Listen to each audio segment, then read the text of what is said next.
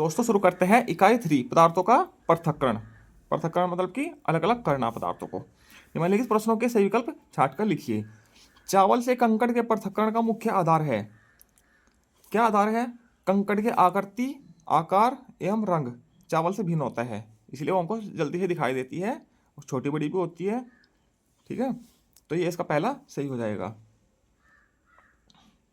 तलछटीकरण द्वारा निथारने की क्रिया द्वारा ठोस तथा द्रव के उन्हीं कणों के घटकों को पृथक करते हैं जो तलछटीकरण में क्या होता है, जो जल में अघुलनशील एवं तली में बैठ जाते हैं। ठीक है, दूध या दही मथने पर मक्खन के कण पृथक होकर ऊपर आ जाते हैं। इसका मुख्य कारण क्या है? मक्खन के कणों का हल्का होना। जो हल्का होगा तो वो ऊपर आ ही जाएगा। ठीक है, रिक्त स्थानों की पूर्ति कीजिए। आकार और आकृति में अंतर के कारण चालना संभव हो जाता है। चालते हैं ना, जगह चावल से कंकड़ को निकालना चालना कहलाता है। तो उसके आकार और आकृति अलग अलग होती है कंकड़ की। ठीक है, चावल से। जल से बालू पृथक करने की सुगम विधि क्या है?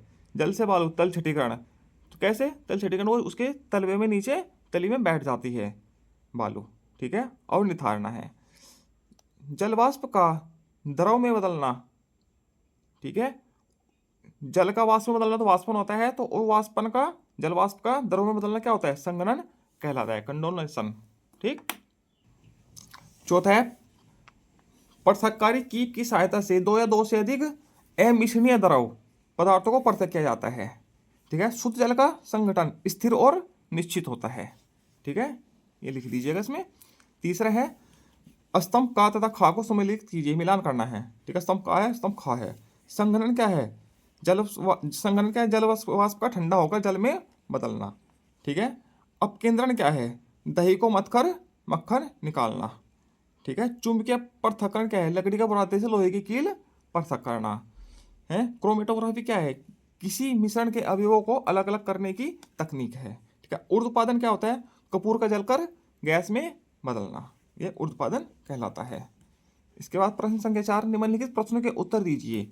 बालू और पानी के मिश्रण से बालू पृथक करने की विधि क्या होती है? तलछटीकरण। उसके तली में वो बैठ जाती है बर्तन के। ठीक है, क्रोमेटोग्राफी विधि द्वारा नीली स्याही की पट्टी का विभिन्न रंगों की पट्टी में विभक्त होने का प्रमुख कारण क्या है? क्या है? घुलनशीलता और ध्रुवीयता। ठीक है, बालू एवं जल का मिश्रण विषमांगी मिश्रण क्यों कहलाता है? क्योंकि वह अघुलनशील है बालू जल में। ठीक है, वाष्पीकरण तथा संघनन की सहायता से शुद्ध द्रव पदार्थ करने की क्रिया का क्या नाम है? आसवन। आस्ते है उसको। ठीक है, ओसाना विधि द्वारा गेहूं से भूसा किस किस कारण पृथक हो जाता है? क्योंकि भूसे का जो भार होता है वह हल्का होता है। भूसा हल्का होता है, गेहूं भारी होता है।